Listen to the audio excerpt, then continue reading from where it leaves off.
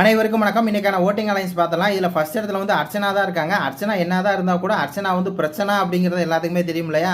PR வந்து set பண்ணி அந்த ஓட்டுகள் தான் வந்து அர்ச்சனாவுக்கு வந்துருக்குது. அப்படி ஓட்டுகள் வந்தால் கூட பார்த்தீங்கன்னா தொடர்ந்து குறைஞ்சிக்கிட்டே இருக்குதே. கம்ப்யூட்டர் வச்சு ஒழுங்காக ஓட்டு போடுங்கடா. முதல்ல 45% இருந்துச்சு, அடுத்து 43, அப்புறம் 42, இப்போ வந்து 41. அந்த அளவுக்கு வந்து பார்த்தீங்கன்னா ஓட்டு சதவீதம் வந்து குறைஞ்சிட்டே வருதுங்க. இதுக்கு முன்னாடி இந்த டைட்டில் வின்னருக்குலாம் பார்த்தீங்கன்னா ஓட்டு சதவீதம் வந்து ஏறிக்கிட்டே இருக்கும், இல்லைன்னா ஸ்டேபிளாக இருக்கும்.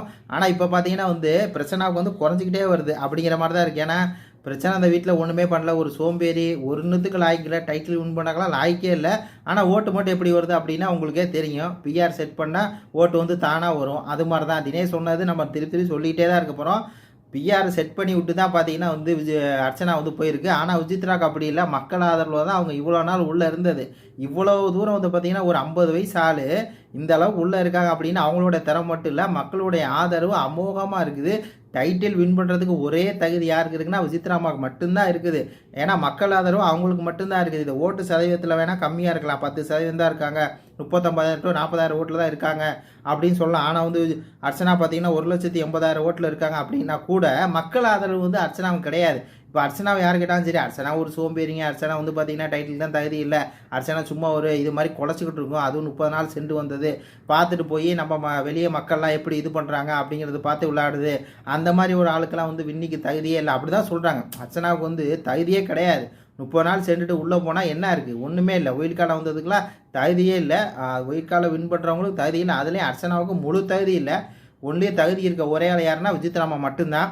அதுக்கப்புறம் இந்த தினேஷ் பார்த்தீங்கன்னா 16% இருக்கார். தினேஷ் வந்து பாதாளத்துக்கே போயிட்டார். ஏயா தினேஷ், பாயிண்ட் தினேஷ், நீ தான் ஏதோ பணமெல்லாம் செட் பண்ணிட்டு தானே வந்த, பிஆர்லாம் செட் பண்ணிட்டு வந்தால் என்ன பிஆர் உனக்கு சரியாக உதவ மாட்டுறாங்க, அர்ச்சனா ஹெவியாக கொடுத்துட்டாலோ அப்படிங்கிற மாதிரி தான் இருக்குது. ஏன்னா அவர் சொல்லிகிட்டே இருப்பார் இல்லையா, அவங்க அக்கா வந்து விட்டு கொடுக்க சொல்லு, அவர் பிஆர் நிறையா செட் பண்ணிட்டா, நான் கம்மியாக தான் செட் பண்ணிட்டு வந்திருக்கிறேன் அப்படின்னு சொல்லி அந்த காரணத்தில் பார்க்கும்போது பாதாளத்தில் போயிட்டியே, பாதாளத்தில் போய் கிடக்கிறாரு. வெறும் வந்து 71,000 ஓட்டு, 16% தான். காசு கொடுத்து செலவு பண்ணி பிஆர் வந்து தமிழ் கில்ஸை வந்து காசு கொடுத்தோம் இவ்வளோ தானா அப்படிங்கிற மாதிரி இருக்குது.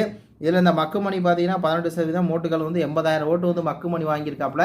நம்ம ஏற்கனவே சொன்னோம் மக்குமணிக்கெல்லாம் வந்து பார்த்தீங்கன்னா முழுக்க பிஆர் ஓட்டு தான். அது மட்டும் இல்லாமல் பெங்களூரில் அவங்க உட்காந்துக்கிட்டு ஒரு டீமை செட் பண்ணிவிட்டு காலேஜ் அந்த மாதிரி இதெல்லாம் இடமெல்லாம் இருக்கு இல்லையா, அங்கே வந்து ஒரு வேலையை பார்க்குறாங்க அப்படிங்கிற மாதிரி தான் இருக்குது. இல்லைன்னா மக்குமணியெல்லாம் என்னங்க பண்ணா? ஒன்றுமே பண்ணலைங்க. அந்த வீட்டில் இருக்கிறதே வேஸ்ட்டு, தெண்ட சாப்பாட்டுக்கே ஒரு தண்டம், ஒன்றுமே பண்ணல. யாரோட சண்டை போட்டார்?